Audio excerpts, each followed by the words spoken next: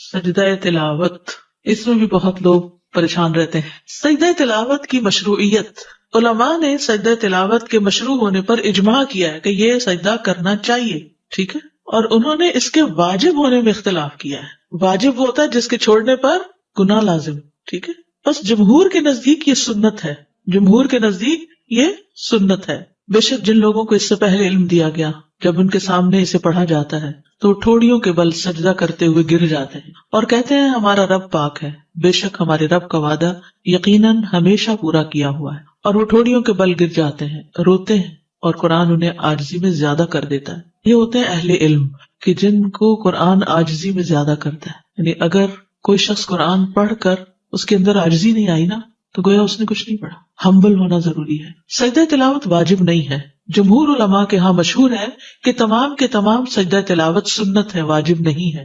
جو سجدہ تلاوت کرے تو ایسا کرنا صحیح ہے، اور جو سجدہ تلاوت نہ کرے تو اس کے ذمہ کچھ نہیں ہوگا، جیسے کہ عمر رضی اللہ عنہ سے یہ وارد ہوا ہے۔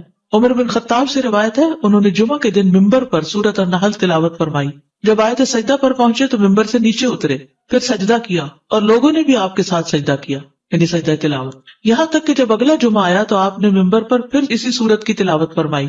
جب آیت سجدہ پر پہنچے تو فرمایا، اے لوگو، ہم آیت سجدہ پڑھ رہے ہیں، جس نے اس پر سجدہ کیا اس نے ٹھیک اور درست کام کیا، اور جس نے نہ کیا اس پر کوئی گناہ نہیں۔ تاہم عمر رضی اللہ عنہ نے سجدہ نہ کیا۔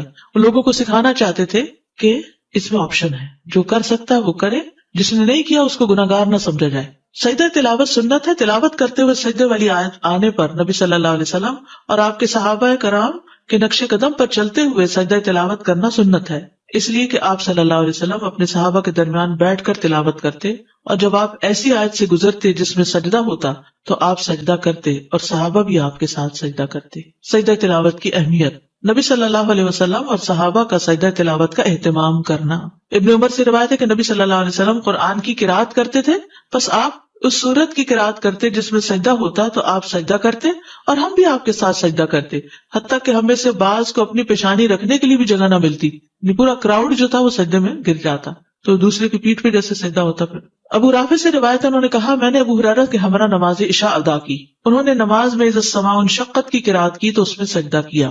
میں نے کہا یہ کیا ہے؟ انہوں نے فرمایا میں نے ابو القاسم کے پیچھے سجدہ کیا صلی اللہ علیہ وسلم، اس لیے میں تو ہمیشہ اس میں سجدہ کرتا رہوں گا یہاں تک کہ آپ سے جا ملوں۔ سلف صالحین کا اہتمام۔ شعبی سے مروی ہے، انہوں نے کہا علماء سجدے کو مختصر کرنا ناپسند کرتے تھے، یعنی سجدہ تلاوت بھی پورے اذکار اور تسبیحات کے ساتھ ہونا چاہیے، یعنی جھپکا سا نہیں مارنا چاہیے بلکہ پورا تسبیح پڑھ کے ختم کرنا چاہیے۔ اور وہ اس بات کو بھی ناپسند کرتے تھے کہ جب وہ آیت سجدہ پر پہنچے تو وہ سجدہ کیے بغیر اس پر سے گزر جائیں۔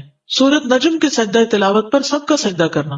ابن عباس سے روایت ہے کہ نبی صلی اللہ علیہ وسلم نے سورہ نجم میں سجدہ کیا اور آپ کے ہمراہ اس وقت تمام مسلمانوں، مشرکین اور جن و انس نے سجدہ کیا۔ ابو ہریرہ کہتے ہیں کہ نبی صلی اللہ علیہ وسلم کے پاس سورہ نجم لکھی گئی، جب سجدہ والی آیت پر پہنچے تو آپ نے سجدہ کیا اور ہم نے بھی آپ کے ساتھ سجدہ کیا، اور دوات اور قلم نے بھی سجدہ کیا، وہ بھی جھکے، لیکن ایک شخص نے سجدہ نہیں کیا تھا، تو وہ عبداللہ بن مسعود کہتے ہیں کہ وہ اس حال میں قتل کیا گیا کہ وہ اللہ کے ساتھ کفر کرتا رہا، یعنی کفر کی حالت میں ہی فوت ہوا۔ سجدہ تلاوت کرنے پر شیطان کا رونا۔ ابو ہریرہ سے روایت ہے، انہوں نے کہا کہ رسول اللہ صلی اللہ علیہ وسلم نے فرمایا جب ابن آدم آیت سجدہ کی قرات کرتا ہے پھر سجدہ کرتا ہے تو شیطان روتے ہوئے وہاں سے ہٹ جاتا ہے، وہ کہتا ہے ہائے اس کی ہلاکت، اور ابو قریب کی روایت میں ہائے میری ہلاکت، ابن آدم کو سجدے کا حکم ملا تو اس نے سجدہ کیا، اس کے لیے جنت ہے، اور مجھے سجدے کا حکم ملا تو میں نے انکار کیا، بس میرے لیے آ گئے۔ تو یاد رکھیے یہی چیز نماز پڑھنے والوں نہ پڑھنے والوں میں فرق کر دیتی ہے، پڑھنے والے ایک طرف ہے، نہ پڑھنے والے ایک طرف ہے، کوئی آدم کے طریقے پہ چل رہے ہیں اور کوئی شیطان کے طریقے پہ چل رہے ہیں۔ جسے آپ بچوں وغیرہ کو کہتے ہیں نا نماز پڑھو، اس کی ہمیں تو ہر وقت یہ لفظ نہ بولا کریں نماز پڑھو، کبھی بیٹھے ہو اچھے موڈ میں تو کریں اچھا یہ بتاؤ کہ اگر تمہارے پاس چوائس ہو تو تم آدم علیہ السلام کے طریقے پہ چلو گے یا شیطان کے طریقے پہ؟ تو ہو سکتا ہے پہلے تو اس کو سوال ہی سمجھ نہ آئے کہ کیا مطلب، تو آپ کہیں گے آدم علیہ السلام کا جب حکم ملا تھا تو انہوں نے سجدہ کیا تھا، اور شیطان کا حکم ملا تو اس نے نہیں کیا تھا، تو تم کیا کرنا چاہتے ہو، تم اپنے لیے کیا پسند کرو گے؟ ایسے سوال ضمیر جگاتے ہیں، سوچنے پر مجبور کرتے ہیں، چوائس دیتے ہیں، اور پھر عمل کرنا آسان ہوتا ہے۔ تو لوگوں کا ضمیر جگایا کرے، ان کی انا نہیں جگایا کرے۔ کسی بھی معاملے میں جب کسی کی انا جاگ پڑتی ہے نا تو اس کو پھر کنٹرول کرنا بڑا مشکل ہے، اس کو سمجھانا بڑا مشکل ہے، اور جب ضمیر جاگتا ہے تو لوگوں کے دل پگھلنے لگتے ہیں، پھر وہ اس کو لے لیتے ہیں اور اس کے لیے صرف حکم دینے کی بجائے اور آرگیو کرنے کی بجائے اور دلیل لانے کی بجائے اور بحث کرنے کی بجائے خیر خواہی کے ساتھ دل کی پوری سنجیدگی کے ساتھ سوال کیا تاکہ دوسرا بات سمجھ جائے. کیونکہ اصل ہمارا مقصد کیا ہے کہ یہ شخص مشکل سے بچ جائے کسی طرح, ورنہ ہمیں کیا لگے اس کی مرضی جو چاہے کرتا ہے, پر چین نہیں آتا نا, کیسے چھوڑ دیں. اور پھر اس شخص کے گھر میں ہونے کی وجہ سے پورے گھر میں ایک نحوست, اگر ایک بندہ بھی نہیں پڑھتا گھر میں نماز تو گھر میں نحوست ہے. اور پھر وتواصوا بالحق وتواصوا بالصبر ہمارا فرض ہے. جب ہم فرض ادا کر دیں گے تو پھر اللہ تعالیٰ اس مصیبت کو ٹال دے گا, کیونکہ امر بالمعروف نہ کرے پھر پکڑ ہے. ایک عورت نے اپنا طریقہ لکھا ہوتا, کہیں پڑھا تھا میں نے, کہ وہ اپنا ہاتھ بھگوتی, اس کو خوشبو لگاتی اور پھر پیار سے اپنے شوہر کے چہرے پر ہاتھ پھیرتی تو اٹھ جاتا, اس کو اٹھتے اٹھتے اچھے خوشبودار ہاتھ کے لمس ملتا تو اٹھ جاتا. پھر ایک چائے کا کپ بنا دے, بس زمین جگاتے. دعا کریں, دعا بہت ضروری ہے. ریسنٹلی کسی سے میری ملاقات ہوئی تو کہنے لگے میرے والد 80 سال کی عمر کے, اور اب جا کر انہوں نے تھوڑا سا اس طرف توجہ کی ہے. مدر ان کی لیکچر لگا دیتی تھی اور وہ بھی ساتھ تھوڑا بہت سنتے تھے, تو ان کے اندر بھی ہلچل ہو گئی. اللہ کے ہاتھ میں ہدایت ہے, پتہ نہیں کب پلٹ جائے اور پچھلے ساری گناہ معاف ہو جائے. ہمارا کام تو دعا اور کوشش. سجدہ تلاوت والی آیات سے سجدہ کیے بغیر نہ گزرنا. عقبہ بن عامر کہتے کہ میں نے رسول اللہ صلی اللہ علیہ وسلم سے کہا, اللہ کے رسول کیا سورہ الحج میں 2 سجدے ہیں؟ آپ نے فرمایا ہاں, اور جو یہ 2 سجدے نہ کرنا چاہے وہ ان دونوں آیات کی تلاوت ہی نہ کرے. پھر یہ حدیث اس پر دلالت کرتی ہے کہ سجدہ تلاوت کے بارے میں تاکید آئی ہے, لیکن آپ کا یہ فرمان فلا یقرأہما کہ وہ ان آیات کی تلاوت نہ کرے, تو ممکن ہے کہ اس کو اس بات پر معمول کیا جائے کہ انسان انہیں نماز میں نہ پڑھے تاکہ اسے سجدے کی ضرورت پیش نہ آئے. یعنی اس کا یہ مطلب نہیں کہ پورا قرآن پڑھ جائے اور ہر سجدے کی آیت کو چھوڑتا جائے, یہ نہیں ہے اس کا مقصد. یعنی نماز میں پھر چوائس اوپن ہے, پورا قرآن کہیں اور سے پڑھ لو, یہ نہ نماز میں نہ پڑھو. اور اگر انہیں نماز سے ہٹ کر پڑھے گا تو یہ امر مطلوب ہے کہ انسان پورا قرآن پڑھے, لیکن یہ بات کہ پہلے وہ نماز میں ان دونوں سجدے والی آیات کو منتخب کرے پھر سجدہ نہ کرے, تو ایسا کرنا مناسب نہیں. یعنی آپ پڑھ تو رہے ہیں وہ آیتیں جو سجدے والی ہیں اور سجدہ ہی نہیں کر رہے, تو ایسا نہیں کرنا. یا آپ کا مقصد یہ تھا کہ اس کی اہمیت بہت ہے اور اس میں تاخیر نہیں کرنی چاہیے. سجدہ تلاوت کا طریقہ. نمبر 1 طہارت. اس میں کوئی شک نہیں کہ زیادہ افضل یہی ہے کہ انسان وضو کر لے, یعنی وضو سے ہو. لیکن اگر وضو نہیں تو سجدہ نہ چھوڑے, سجدہ کر لے. سجدہ تلاوت کے لیے طہارت کی شرط نہیں لگائی جائے گی, کیونکہ انسان جنابت کے علاوہ تمام حالات میں قرآن پڑھ سکتا ہے, اور اگر سجدہ کی آیت آ جائے تو وہ سجدہ کرے گا, خواہ وہ طہارت کی حالت میں ہو یا نہ ہو. قبلہ رخ ہونا ممکن ہو تو قبلہ رخ ہو جائے, لیکن اگر مشقت ہو اس میں نہ ہو پائے تو جدھر بھی رخ ہو سجدہ کر سکتا ہے انسان. لیکن مسنون طریقہ یہی ہے کہ اگر ممکن ہو تو سجدہ تلاوت کے لیے قبلہ رخ ہوا جائے. امام زہری کہتے ہیں کہ اگر تم حالت اقامت میں سجدہ کرو, یعنی گھر پہ ہو, مسجد میں ہو, تو قبلے کی طرف رخ کر کے کرو, اور اگر تم سوار ہو تو پھر جدھر تمہارا رخ ہو اس میں تم پر کوئی مواخذہ نہیں. تکبیر کہنا. ابو قلابہ اور ابن سیرین سے مروی ہے, ان دونوں کا کہنا ہے کہ جب آدمی نماز کے علاوہ سجدہ تلاوت کرے گا تو اللہ اکبر کہے گا. ٹھیک ہے, آپ قرآن پڑھ رہے ہیں, پڑھتے پڑھتے آیت سجدہ آ گئی تو آپ کیا کریں گے, اللہ اکبر کہہ کے سجدے میں جائیں گے. لیکن بعد میں سلام کی ضرورت نہیں. جب سجدے سے سر اٹھائیں گے تو سلام نہیں کریں گے, اور یہ ایک ہی سجدہ ہے, 2 نہیں ہے. سجدہ سہو 2 سجدے ہیں, لیکن سجدہ تلاوت 1 سجدہ ہے. سجدہ تلاوت میں سلام کرنا مشروع نہیں. ابن تیمیہ کہتے ہیں سجدہ تلاوت اور سجدہ شکر کے بارے میں کسی ایک نے بھی نبی صلی اللہ علیہ وسلم یا صحابی سے یہ نقل نہیں کیا کہ ان میں سلام بھی ہوگا, اور نہ ہی صحابہ سلام پھیرتے تھے. ٹھیک, یہ ہے نماز کے باہر سجدہ تلاوت کا طریقہ. نماز کے اندر سجدہ تلاوت کا طریقہ. تکبیر کہہ کر سجدے میں جانا. سجدہ تلاوت میں جانے اور اٹھنے کے لیے تکبیر کہنا. مثلا آپ سورت اذا السماء انشقت پڑھی ہے تو سجدے والی جگہ پہ پہنچ کے آپ اللہ اکبر کہہ کے سیدھے نیچے چلے جائیں گے. سجدے میں رکوع نہیں کریں گے, ڈائریکٹ سجدہ کریں گے, اور جب سجدہ کر لیں گے تو اٹھتے ہوئے پھر کیا کہیں گے, اللہ اکبر کہیں گے. اگر سورت کے آخر میں سجدہ ہو, مثلا کون سی سورت, سورت علق, تو پھر کیا کریں گے. اگر سورت کے آخر میں سجدہ ہو اور مزید تلاوت نہ کرنی ہو تو پہلے سجدے کے لیے تکبیر کہی جائے گی, سجدہ تلاوت ادا ہوگا, پھر تکبیر کہہ کر اٹھا جائے گا, اور کھڑے ہو کر رکوع کے لیے تکبیر کہہ کے رکوع پہ جایا جائے گا. یعنی یہ سجدہ الگ کیا جائے گا اور پھر کھڑے ہو کے رکوع کر کے دوبارہ پھر وہ سجدے اور آگے نماز کنٹینیو کی جائے گی. واضح؟ اوکے. ابن عثیمین کہتے ہیں نماز میں سجدہ تلاوت بالکل اسی طرح ہے جیسے نماز میں عام سجدہ ہوتا ہے. کیسے ہے؟ جیسے عام سجدہ ہوتا ہے نماز کا, ویسے ہی سجدہ تلاوت ہے. نہیں سمجھ آئی؟ جیسے نماز کا سجدہ کرتے ہیں ویسے ہی سجدہ تلاوت ہوتا ہے. آپ سمجھ آ گئی؟ اوکے. یعنی سجدہ تلاوت میں جانے اور اٹھنے کے لیے تکبیر کہے, اور اس میں کوئی فرق نہیں کہ سجدہ تلاوت قرات کی آخری آیت میں آیا ہو اور اس کے بعد سورت ختم ہو گئی ہو یا قرات کے درمیان میں آؤ، جب بھی وہ سجدے میں جائے گا تکبیر کہہ کے ہی جائے گا. پھر جب رکوع کرنے لگے تو اس وقت رکوع کے لیے تکبیر کہے. یہاں 2 تکبیرات مسلسل کہنے پر کوئی حرج نہیں، کیونکہ ہر تکبیر کا سبب الگ الگ ہے. واضح. سجدہ تلاوت کی مسنون دعائیں. حضرت عائشہ سے مروی ہے، وہ کہتی ہے کہ رسول اللہ صلی اللہ علیہ وسلم رات کو قرآن کے سجدوں میں سجدہ کرتے ہوئے یہ دعا تکرار سے پڑھا کرتے تھے، ایک دفعہ نہیں کئی بار. سجد وجہی للذی خلقہ وشق سمعہ وبصرہ بحولہ وقوتہ، میرا چہرہ اس ذات کے لیے سجدہ ریز ہے جس نے اس کو پیدا کیا اور اپنی طاقت اور اپنی قوت سے اس کی سماعت اور اس کی بصارت بنائی. یعنی کان آنکھ اللہ نے اپنی قوت سے بنائے. ابو سعید خدری رضی اللہ عنہ سے مروی ہے کہ انہوں نے کہا میں نے خواب میں دیکھا گویا کہ میں درخت کے نیچے ہوں اور گویا کہ درخت سورۃ صاد پڑھ رہا ہے، یعنی اس سے آواز آ رہی تھی سورۃ صاد کی. پھر جب وہ آیت سجدہ پر آیا تو اس نے سجدہ کیا، درخت نے بھی، اور اپنے سجدے میں کہا اللہم اغفر لی بہا، اللہم حط انی بہا وزرا واحدث لی بہا شکرا وتقبلها منی کما تقبلت من عبدک داود سجدتہ. ٹھیک ہے، یہ تقبلتا ہے، اے اللہ اس سجدے کی وجہ سے مجھے بخش دے، اے اللہ اس کے ذریعے میرے بوجھ دور کر دے، یعنی زندگی کے جو بوجھ ہوتے ہیں نا وہ سجدوں سے دور ہوتے ہیں، اور میرے لیے اس کے ذریعے شکر نعمت پیدا کر دے اور اسے مجھ سے قبول فرما لے جیسا کہ تو نے اپنے بندے داؤد سے ان کا سجدہ قبول فرمایا تھا. قرآن مجید میں آتا نا وَخَرَّ رَاكِعًا وَأَنَابَ. تو میں رسول اللہ صلی اللہ علیہ وسلم کے پاس صبح کے وقت گیا اور آپ کو اس کی خبر دی کہ میں نے ایسا خواب دیکھا ہے. آپ نے فرمایا اے ابو سعید تم نے بھی سجدہ کیا؟ میں نے کہا نہیں. آپ نے فرمایا کہ تم درخت کی نسبت سجدہ کرنے کے زیادہ مستحق تھے. پھر رسول اللہ صلی اللہ علیہ وسلم نے سورۃ صاد کی تلاوت فرمائی.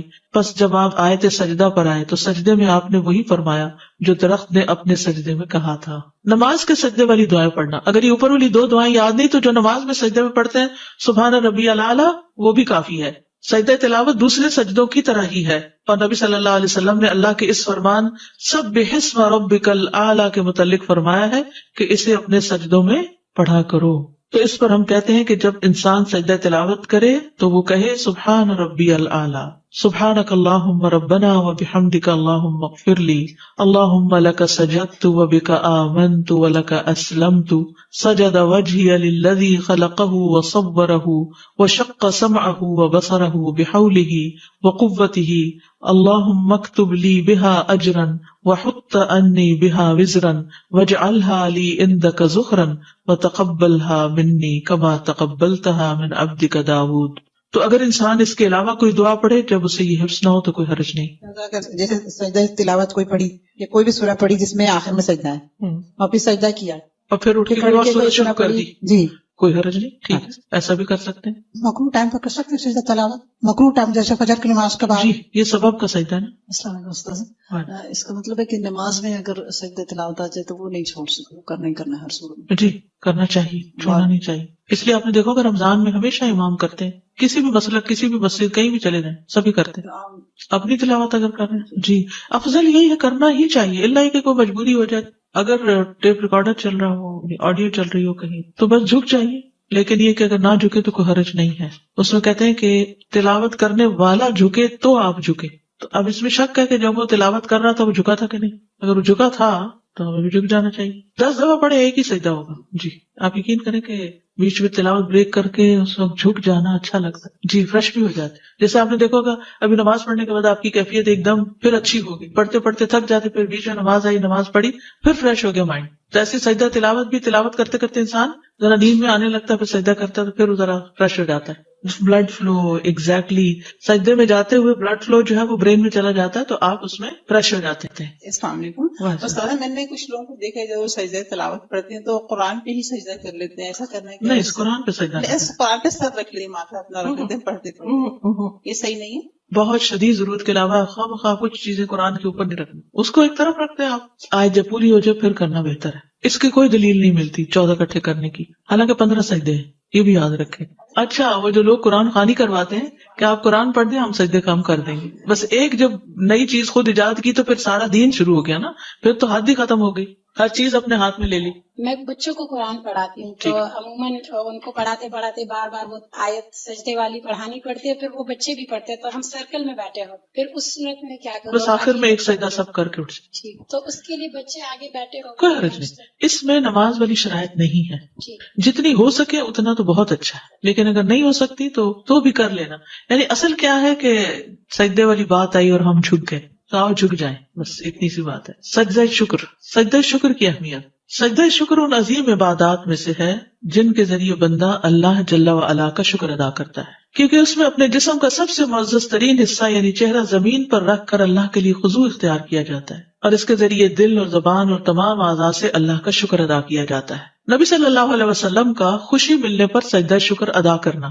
ابو بکرہ سے مروی ہے کہ نبی صلی اللہ علیہ وسلم سے روایت کرتے ہیں کہ جب آپ کے پاس کوئی خوشی والی خبر آتی یا آپ کو کسی بات کی خوشخبری دی جاتی تو آپ فوراً اللہ کا شکر ادا کرنے کے لیے سجدے میں گر پڑتے. ہم نے زندگی میں کتنی دفعہ ایسا کیا، کتنی ہی گڈ نیوز سنی ہوگی، کتنی خوشخبریاں سنی ہوگی، کبھی بچے کی ولادت کی، کبھی کسی بچے کی کامیابی کی، کبھی کسی کی شادی کی، لیکن ہم خوشی کا اظہار عموماً اللہ کی نافرمانی سے کرتے ہیں، جبکہ خوشی کا اظہار اللہ کی فرمانبرداری سے اور اس طریقے اور اس کام سے کرنا چاہیے جو انسان کو اللہ کے قریب کر دیتا ہے. نبی صلی اللہ علیہ وسلم کا ایک موقع پر لمبا سجدہ شکر ادا کرنا. عبد الرحمن بن عوف سے مروی ہے کہ ایک مرتبہ رسول اللہ صلی اللہ علیہ وسلم باہر نکلے. آپ صلی اللہ علیہ وسلم صدقے کی کسی زمین میں داخل ہو گئے، وہاں آپ قبلہ رخ ہو کر سجدے میں گر گئے.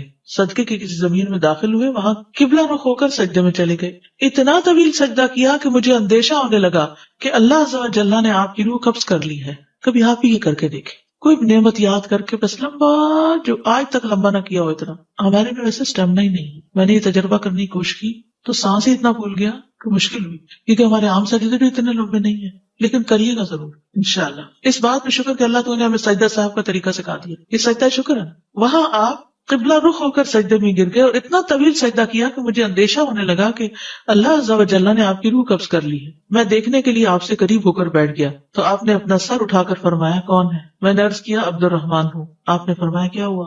یعنی آپ اتنے محب تھے کہ آپ کو یہ خیال ہی نہیں رہا کہ یہ پریشان ہوا ہے. میں نے کہا اللہ کے رسول آپ نے ایسا سجدہ کیا کہ مجھے اندیشہ ہونے لگا کہ اللہ عز و جل نے اس میں آپ کی روح قبض کر لی. اس پر آپ نے فرمایا جبریل میرے پاس آئے اور انہوں نے مجھے خوشخبری سنا دی کہ اللہ عز و جل فرماتے ہیں جو شخص آپ پر درود بھیجے گا میں اس پر اپنی رحمت نازل کروں گا، اور جو شخص آپ پر سلام بھیجے گا میں اسے سلامتی دوں گا. اس پر میں نے اللہ عز و جل کے لیے سجدہ شکر ادا کی. نبی صلی اللہ علیہ وسلم کا داؤد علیہ السلام کی توبہ قبول ہونے پر سجدہ شکر ادا کرنا. ابن عباس سے مروی ہے کہ نبی صلی اللہ علیہ وسلم نے سورۃ صاد میں سجدہ کیا اور فرمایا داؤد علیہ السلام نے یہ سجدہ بطور توبہ کیا تھا اور ہم یہ سجدہ شکرانے کے طور پر کرتے کہ اللہ نے داؤد علیہ السلام کی توبہ قبول کر لی. وَنَحْنُ نَسْجُدُهَا شُكْرًا لِلَّهِ عَلَىٰ قُبُولِهِ تَوْبَةَ نَبِيِّهِ. اگر میرے پاس زیادہ ٹائم ہوتا نا تو جتنی عربی اس ڈاکیومنٹ میں ہے میں آپ کو ایک ایک چیز پڑھ کے پہلے عربی میں بتاتی پھر اردو میں بتاتی، لیکن وہ کورس 9 ویکس میں پورا نہ ہوتا. ویسے ابھی یہ کتابیں بہت اچھی ہیں، یہ نماز نبوی یہ زیادہ اچھی کتاب ہے، لیکن مختصر یہ مسنون نماز اور روزمرہ کی دعائیں، یہ نماز کے بعد پڑھے جانے والے اذکار کا کارڈ، یہ تہجد کی دعا کہیں ایسی جگہ لگا دی جائے جہاں آپ تہجد پڑھتے ہیں، اور یہ نماز محمدی اور مسنون دعائیں. یہ پروفیسر محمد ذوالفقار کی کتاب ہے پریئر اکارڈنگ ٹو دا سنہ. تو ان میں یہ چیزیں آپ کو اکثر مل جائیں گی، ساری تو نہیں ملیں گی لیکن اکثر مل جائیں گی. اس کا ایک پارٹ بھی ہے جو ابن القیم کی کتاب ہے اور وہ عربی کی کتاب ہے، اور وہ نماز کا جو روحانی پہلو ہے اس پر زیادہ فوکس کرتی ہے. سجدہ شکر کے احکام سجدہ تلاوت والے ہیں. ٹھیک ہے، سجدہ شکر کے احکام سجدہ تلاوت والے ہیں. جیسے آپ سجدہ تلاوت کے لیے گئے تھے نا اللہ اکبر کہہ کے اور ایک سجدہ کیا، ایسے ہی سجدہ شکر بھی ہوگا. ابن قدامہ کہتے ہیں کہ سجدہ شکر کی صفت اس کے افعال، اس کے احکام اور اس کی شرائط میں سجدہ تلاوت کی صفت جیسی ہی ہے. سجدہ شکر میں کچھ بھی پڑھا جا سکتا ہے. سجدہ شکر میں کوئی مخصوص ذکر نہیں ہے، بلکہ سجدہ شکر کرنے والے کے لیے مشروع یہ ہے کہ وہ سجدے کی حالت میں موقع محل کے مطابق اللہ کی حمد، اس کے شکر، اس سے دعا اور اس سے استغفار وغیرہ میں سے کچھ بھی کہے. ٹھیک ہے، یعنی دعائیں جو سجدے کے اندر پڑھی جائیں گی وہ بھی ہے، اور جو نعمت آپ کو ملی ہے اس پر یا رب لک الحمد یا کوئی بھی چیز آپ شکرانے کے طور پر جو آپ کے دل میں آ رہا ہو آپ اس کو پڑھیں. شکرانے کے نفل مشروع نہیں ہے.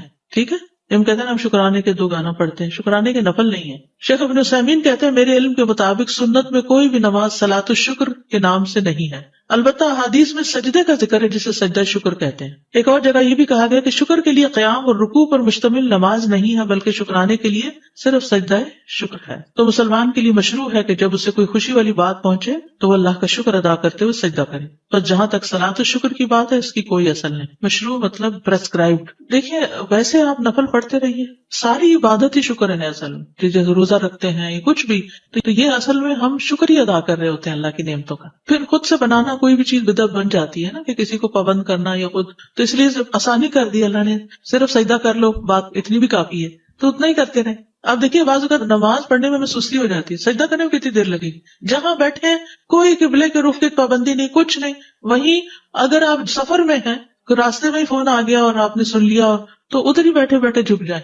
رفع یدین ہوگا سجدہ شکر اور دیکھیے سجدے میں رفع یدین ہے ہی نہیں. نہیں، جب ہم تلاوت کر رہے ہیں کیا نماز کے اندر تو ویسے ہی ہے نا، وہ تو ہے لیکن اس کے بغیر نہیں ہے، وہ تو نیچے جا رہے ہیں تو اس وجہ سے. اچھی خبر ملے تو میں فوراً کہہ دیتی ہوں الحمدللہ، شکر الحمدللہ. تو اس کے بعد اگر میرا بہت زیادہ دل چاہتا ہے کہ میں واقعی اور اپریشیٹ کروں تو نماز کے بعد بھی میں 2 نفل پڑھ لیا کرتی تھی. نفل نہیں پڑھے، بس سجدے کر لیں. سجدے کر لیں، وہ کسی وقت بھی کر سکتے ہیں اور کہیں پہ بھی کر سکتے خبر ہیں. ملتے ہی کرنا افضل ہے، ورنہ جس وقت یاد آئے اس وقت بھی مگر کریں. ایک دم فوراً منہ سے تو نکلتا ہے یا اللہ تیرا شکر ہے. ہاں تو ساتھ جھک بھی جائے تو اور زیادہ اچھا ہے. السلام علیکم. وعلیکم السلام. کیا ہر نماز میں بھی ہم آفٹر فرض نماز کے بعد بھی سجدہ شکر کے لیے کر سکتے ہیں؟ اس کا کیا مطلب؟ دیکھیے سجدہ شکر نبی صلی اللہ علیہ وسلم کی سنت یہی ہے کہ جب آپ کو کوئی خوشخبری ملی، ٹھیک ہے، تو اگر آپ کو ہر نماز کے پہلے کوئی خوشخبری ملی ہوتی ہے تو آپ کر لیجیے، کیونکہ ابھی جو ہم نے نماز پڑھی وہ بھی تو شکر ہی تھا نا. میں نے آپ سے پوچھنا تھا کہ سجدہ کرنے کے لیے ضروری ہے کہ قبلے کی ڈائریکشن ہی ہو یا آپ جہاں پہ جس جگہ بھی بیٹھے ہیں. دیکھیے جو میں نے عرض کیا نا کہ سجدہ شکر سجدہ تلاوت ہی کی طرح ہے، اس میں قبلے کی ڈائریکشن اگر ہو تو بہت اچھا ہے، نہ ہو تب بھی خیر ہے. ویسے تو آپ نے بھی کہا کہ مطلب فرض نماز کے بعد سجدہ، لیکن مطلب کبھی یہ ہوتا ہے جیسے اپنی کوئی بات کہنی ہے اللہ سے اور شکر کرنا ہے یا کچھ بھی کر لے. سجدے کے لیے وضو کرنا ضروری ہے؟ نہیں، ہو تو افضل ہے، نہ ہو تو کوئی بات نہیں. جیسے قرآن پڑھنے کے لیے ہو تو افضل ہے، نہیں تو کوئی بات نہیں. اور نماز کوئی بھی پڑھ سکتے ہیں، حاجات ہے یا جو بھی ہے کچھ، اس میں تو خالی شکر کی نماز شکرانہ پڑھ لے نہیں ہے، پورے دن جیسے کوئی نہیں ہے، خالی نوافل پڑھتے رہے. صلاۃ التوبہ ہے، صلاۃ الشکر کوئی نہیں ہے. ٹھیک ہے، پیریڈز میں سجدہ شکر جنابت کی حالت میں نہیں کرنا، اور سجدہ تلاوت پیریڈ بھی، جنابت ہی کی ایک طرح سے حالت. اور سجدہ تلاوت بھی نہیں، وہ تو نبی صلی اللہ علیہ وسلم کو جب کوئی مشکل آتی تھی تو وہ نماز کی طرف دوڑتے تھے، تو وہ صلاۃ الحاجت ہی ہو گئی. اور وہ جو آتا ہے نا وَاسْتَعِینُوا بِالصَّبْرِ وَالصَّلَاةِ، تو وہ بھی آ جاتا ہے اس میں. السلام علیکم. میں ہر روز شکرانے کے نفل ادا کرتی تو کیا ان کو ویسے ہی ادا کر لیں، اچھا. وہ شکرانہ ہی قرار پائے گا، لیکن کوئی ایسی نماز ہے نہیں. اچھا ویسے نفل چھوڑے نہیں، دہا کے وقت چاش کے وقت پڑھا کریں. جی. اور اس کے بعد اگر کوئی انسان بیٹھ کے استغفار کرتا ہے، خاص طور پر یہ دعا، اگر کوئی آپ کی زندگی میں پریشانی ہے نا تو یہ نسخہ کر کے دیکھیں. یعنی دعا یا اشراق کی نماز کے بعد ادھر ہی بیٹھے ہوئے 100 دفعہ پڑھیں رب اغفر لی وتب علی انک انت التواب الغفور. ٹھیک ہے، رب اغفر لی وتب علی، اللہ مجھے معاف کر دے اور مجھ پہ مہربان ہو جا. انک انت التواب الغفور، تو تواب بھی ہے اور غفور بھی ہے. ساتھ جیسے آپ فجر کی نماز پڑھ کے ہم ادھر ہی بیٹھے رہتے ہیں، آپ کہتے ہیں ذکر کریں، تو پھر وہ اشراق کے 2 نفل پڑھ کے جی. آپ اٹھ جائیں، تو پھر ہمیں چاش کی نماز دوبارہ پڑھنی ہوگی 10 بجے جو چاش کے 4 نفل ہیں؟ پڑھ سکتے ہیں دوبارہ، اگر نہ پڑھنا چاہے تو یہ ایک دفعہ پڑھی ہوئی کافی ہے. کافی. یہ بھی سجدہ تلاوت کی طرح سبب کا سجدہ ہوگا، اور اس میں بھی اللہ اکبر کہہ کے سجدہ کرنا ہے. اٹھتے ہوئے نہیں اللہ اکبر کہنا، صرف جاتے ہوئے. تو پھر جب سجدہ تلاوت کریں گے نماز کے علاوہ تو اس میں بھی جاتے ہوئے اللہ اکبر کہنا ہے، لیکن اٹھتے ہوئے نہیں. ہاں ان سجدوں میں اپنی لینگویج میں باتیں کر سکتے ہیں. یعنی جیسے آپ فجر کی نماز پڑھی، بیٹھے رہے تلاوت کر رہے ہیں، ذکر اذکار کر رہے ہیں، سورج بلند ہو گیا، پھر آپ 2 نفل پڑھتے ہیں، پھر بیٹھ کے یہ دعا کرتے ہیں، کیونکہ یہ بڑا قیمتی وقت ہوتا ہے.